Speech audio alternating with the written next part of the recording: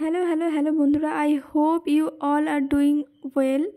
আর তার সাথে তোমাদের স্টাডি খুব ভালো চলছে। আর আমার ভিডিও দিতে কেন একটু লেট হচ্ছে সেটা তোমরা এই ভিডিওতেই জানতে পারবে। আর এখন আমি রেডি হয়ে নিয়েছিলাম প্রপারলি।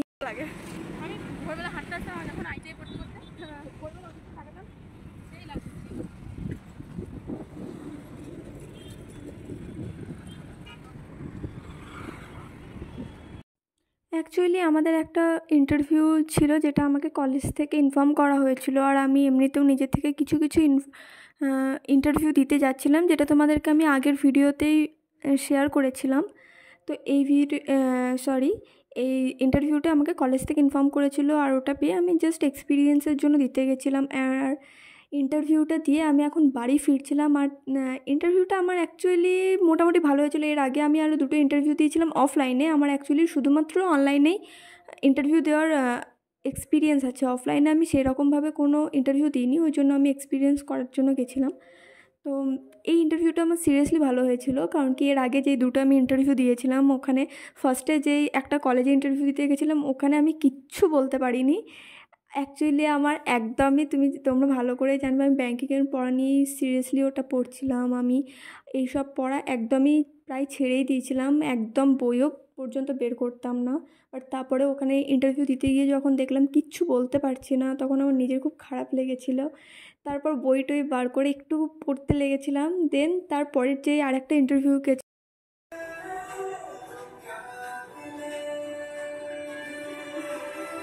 The next day. में और फाइनेंशियल अवेयरनेस, बैंक अवेयरनेस, उसके लिए क्या अप्रोच आपकी रहेगी और कितना इंपॉर्टेंट है, क्योंकि मेंस का भी पार्ट है वो इंटरव्यू का भी पार्ट रहता है। ছিল ওটা আমি একটা কলেজে দিতে গেছিলাম, সেখানে ইন্টারভিউটা আমার অনেক বেটার হয়েছিল ফার্স্ট ডেটার থেকে। তারপরে ওখানেও কিছু কিছু ল্যাগ ছিল, তো ওই জন্য আমি আরও ট্রাই করছিলাম আরও ভালো করে কী করে করা যেতে পারে। আর লাস্টেরটা তো আমার কোনো হোপই ছিল না, আমি জাস্ট নর্মালি গেছিলাম। বাট দেখলাম লাস্টটাতে আমার সব থেকে ভালো ইন্টারভিউ হয়েছিল। আর এইসবের চক্করে আমার ব্যাঙ্কিংয়ের পড়া একদমই হচ্ছিল না, অনেক অনেক অনেক ব্যাকলগ রয়ে গেছে প্রচুর। আমার মানে এখন তো আমি একদমই ব্যাঙ্কিংয়ের পড়া করতেই পারছি না। তো ওই জন্য তোমরা দেখছো আমি ব্যাঙ্কিংয়ের যা যা ল্যাগ আছে ওগুলো আমি ফার্স্টে লিখে নিয়েছিলাম খাতার মধ্যে, কোন কোন ক্লাসগুলো আমাকে অ্যাকচুয়ালি করতে হবে আর কী কী বাকি রয়ে গেছে। আর তার সাথে সাকসেস স্টোরিটা শুনছিলাম আড্ডা থেকে। আর সত্যি ওগুলো শুনে প্রচণ্ড ইন্সপিরেশন পাচ্ছিলাম তাদেরকে দেখে, যে তারাও কী করে করেছে, যেটা আমরা এখন বসে ভাবছি হয়তো আমাদের মধ্যে আরও অনেকজন, বা হয়তো আমিও আর কয়েক দিনের মধ্যেই কিছুটা টাইমের পরে আমিও ওখানে গিয়ে ইন্টারভিউ দেবো। আর ওটার জন্য সিরিয়াসলি আমি মানে প্রে করছি যেন ওই দিনটা আমাদের সবারই জীবনে খুব তাড়াতাড়ি আসে। তো যাই হোক, আমি এগুলো লিখে নিচ্ছিলাম। দেন আমি ইংলিশটা করছিলাম, কারণ কি আমার ইংলিশে আর মানে প্রায় সমস্ত সিলেবাস কমপ্লিট হয়ে গেছে।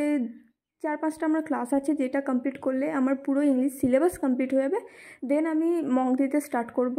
আমি টার্গেট করেছিলাম মার্চের মধ্যে পুরো ইংলিশটাকে কমপ্লিট করে নেওয়া। বাট আমি তোমাদেরকে বলে রাখি, এরপর হয়তো তোমরা এই ভিডিওতে একটু অন্যরকম কিছু দেখতে পারবে। অ্যাকচুয়ালি আমি যেখানে ইন্টারভিউ দিতে গেছিলাম, যেটার ক্লিপ তোমাদেরকে অলরেডি দেখেছি, ওইখানে আমার জবটা হয়ে গেছে।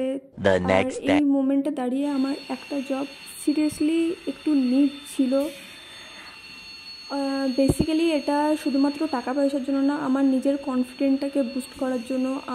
আমার কনফিডেন্টটা যেই লো লেভেলে চলে গেছে, তার জন্য অ্যাকচুয়ালি আমি এই জবটা করছি আপাতত। তো তোমরা এখন আমার স্টাডি ব্লগের সাথে সাথে এসবও দেখতে পাবে। আই হোপ তোমাদের এই ভিডিওটা ভালো লাগবে। তোমরা ভালো করে পড়তে থেকো, খুব ভালো করে পড়তে থাকো, যাতে নেক্সট ইয়ার মানে এই ইয়ার তো রেজাল্ট বেরোবে না, নেক্সট ইয়ারের মধ্যে সিলেকশন হয়ে যায়। তো টাটা, দেখা হচ্ছে নেক্সট ব্লগে। Tata, bye bye.